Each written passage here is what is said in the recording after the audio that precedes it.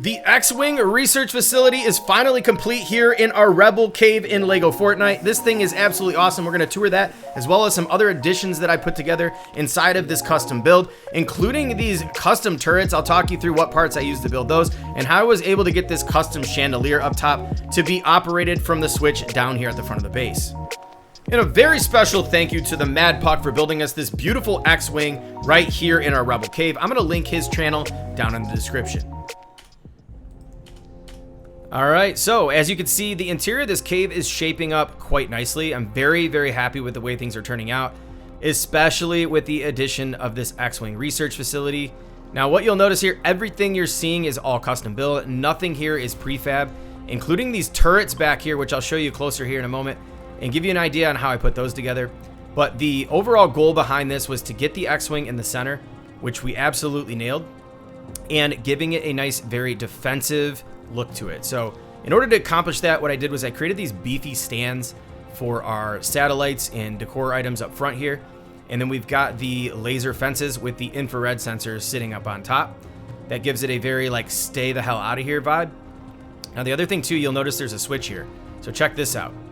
I was able to get this to not only operate the front two turrets here, but also the chandelier hanging from up top there.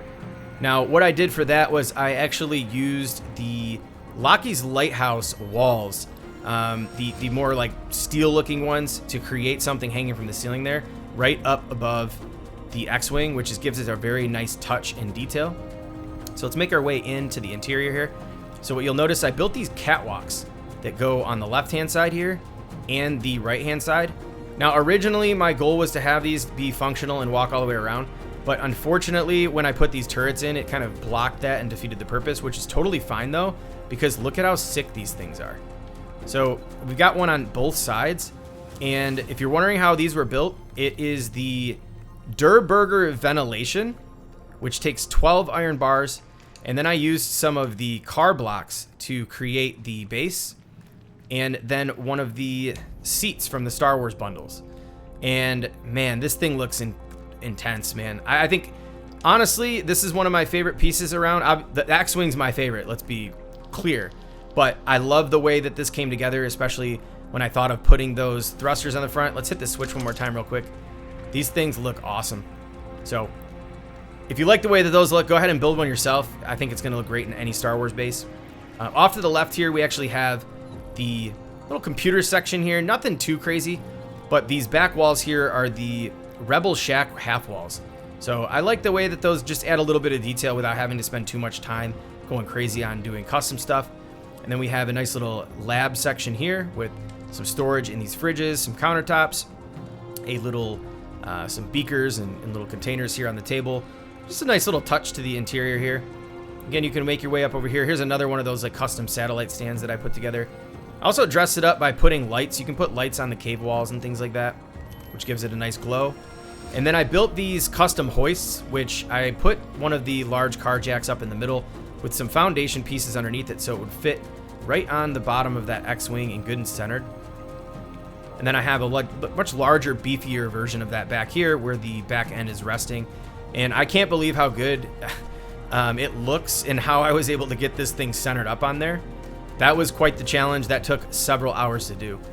But we also have this jump pad here, which is going to take us up to where we will be building out phase 3 up here, which is going to be connecting phase 1 to phase 2 through some type of tunnel.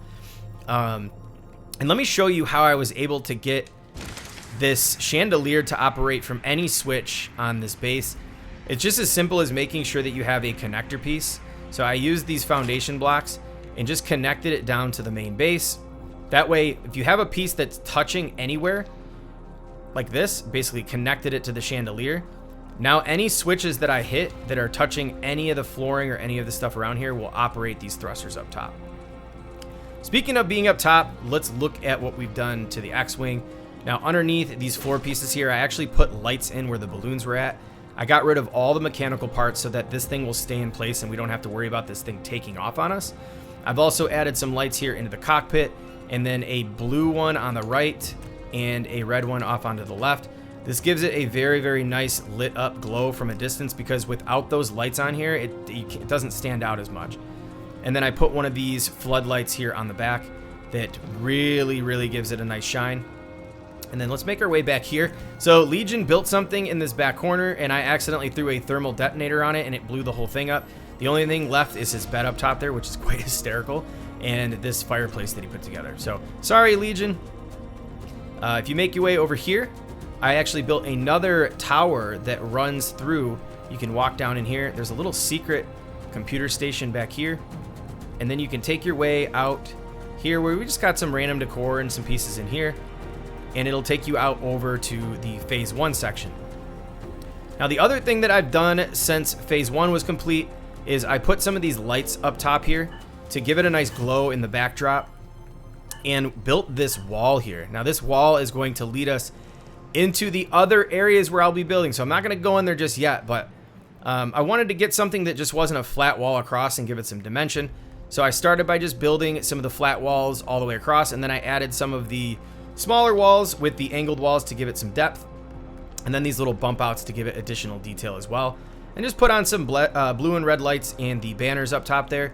So all in all, when you take a step back, it looks really nice, especially when paired up in the center of both phase 1 and phase 2. And as that sun starts to go down, all of the lighting and things like that just looks so good, especially when you hit the switch here. So take a look at that. It's just so beautiful. I love the way that this build turned out. Now, I know this stuff looks like a lot, but this is just the beginning of this larger project, which is a video series that I'm continuing here on this channel. So if you want to follow along and see all of the future plans for this build, make sure you're subscribed with notifications on so you don't miss any of those. This is Askin signing off. I appreciate you all for tuning in. I will catch you in the next one.